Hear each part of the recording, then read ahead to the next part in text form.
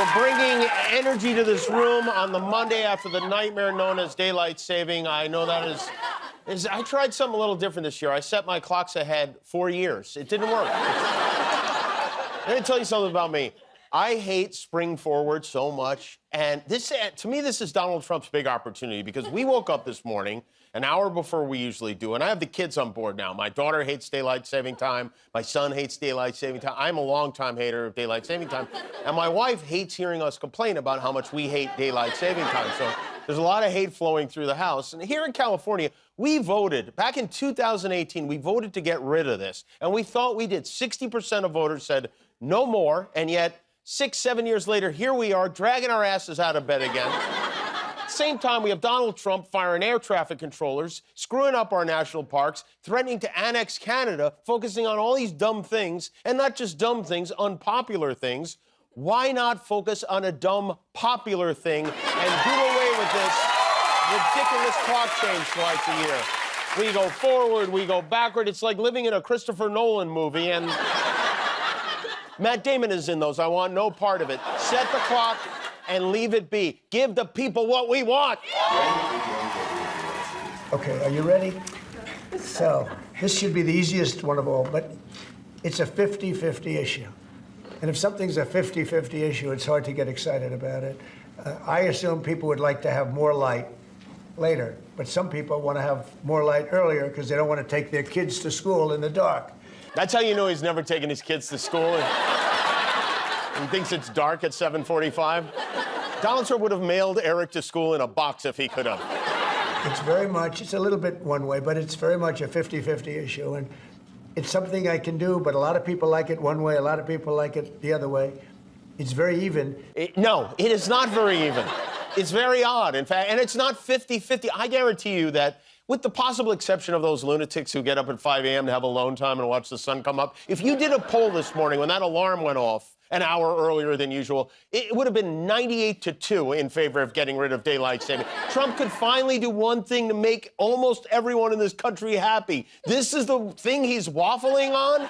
You know, Marco Rubio, a Republican senator at the time, introduced a bill that would eliminate daylight saving 3 years ago. It's called the Sunshine Protection Act. It was passed by unanimous consent. You know how hard it is for the Senate to get unanimous consent on any... They can't get unanimous consent on consent. You want to make America great again? End this daylight saving madness forever, Mr. President. We'll do this all over again next year. I feel like it's worth noting this week marks the 5-year anniversary of the great pandemic, COVID. 5 years ago this week, Donald Trump announced that it would be gone by Easter.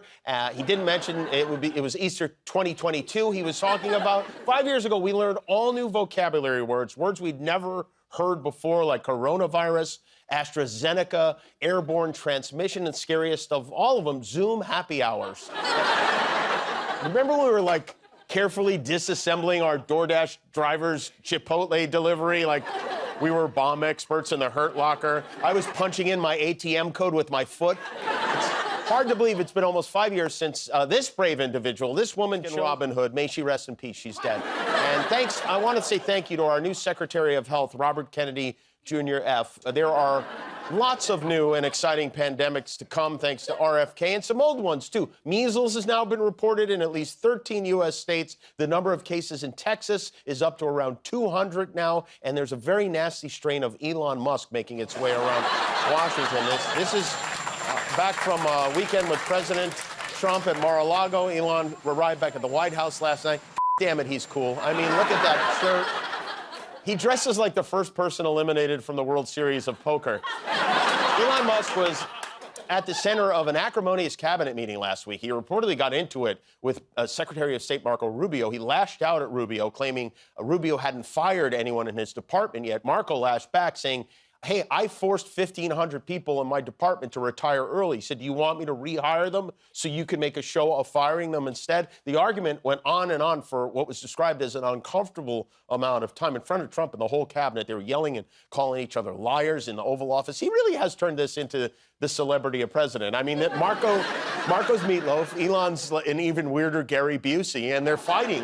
Trump eventually came to Rubio's defense, but the fallout from the brouhaha was so bad, Trump had to do some spin on Truth Social. He posted, Elon and Marco have a great relationship. Any statement other than that is fake news, with 3 triple exclamation points to make it extra true. Trump has to give his pets a constant diet of liberals or they start feeding on each other. Meanwhile, poor little Marco used to be this powerful senator. Now he's first mate on the Spraytanic. He's like 3 years.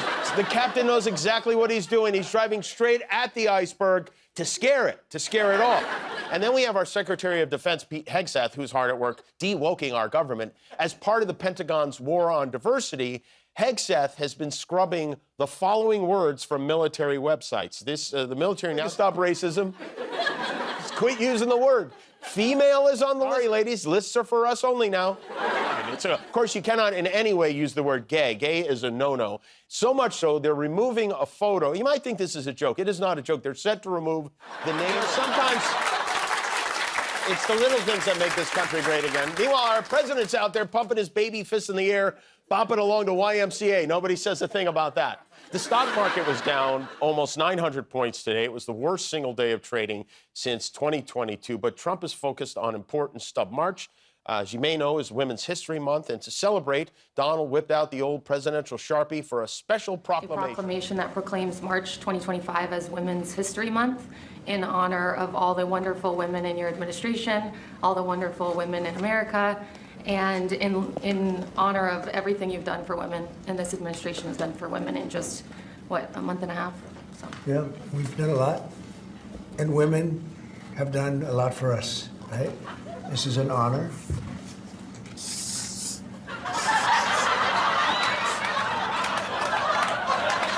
Women, we love you.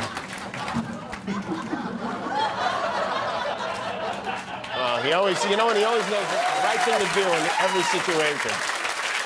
So, speaking of penises, Stephen Miller is Donald Trump's deputy chief of staff. His job seems to be very strange on cable news. Miller was on Fox objecting to a joke from Saturday Night Live this weekend. You know, these guys, they're constantly calling everyone humorless and thin-skinned, are themselves humorless and thin-skinned. But really, what's most interesting about this is the way the man says the words Saturday Night Live. Saturday Night Live in 20 years.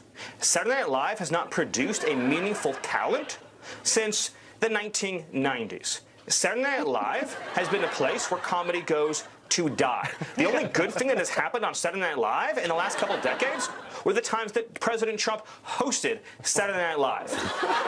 Saturday Night Live. Saturday Night Live, it's like, it's so strange. It has such a strange rhythm to it, and it's slightly different every single time. Stephen Miller was born and raised in Los Angeles. What is that accent? No one here speaks like that. Host the show, and then we can talk about how unfunny everyone else is. Fox is great because 1 hour, they can go from Saturday Night Live being not funny to J.D. Vance being... Yeah, he's a regular Spuds McKenzie, you know? I hear he even sits backwards in a chair sometimes, you know? It's depressing to see these non-people in positions of power here in our country, but I feel like it makes it even more fun when somebody like King Charles, for instance, who unveiled his Apple Music playlist today, opens his mouth and shows the world how strange he is. Came to St. James's Palace to perform this song in 2012. The song is The Locomotion, and this is music for dancing. Again, it has that infectious energy, which makes it, I find, incredibly hard to sit still. Quite stimulated by the funky cold Medina, is it?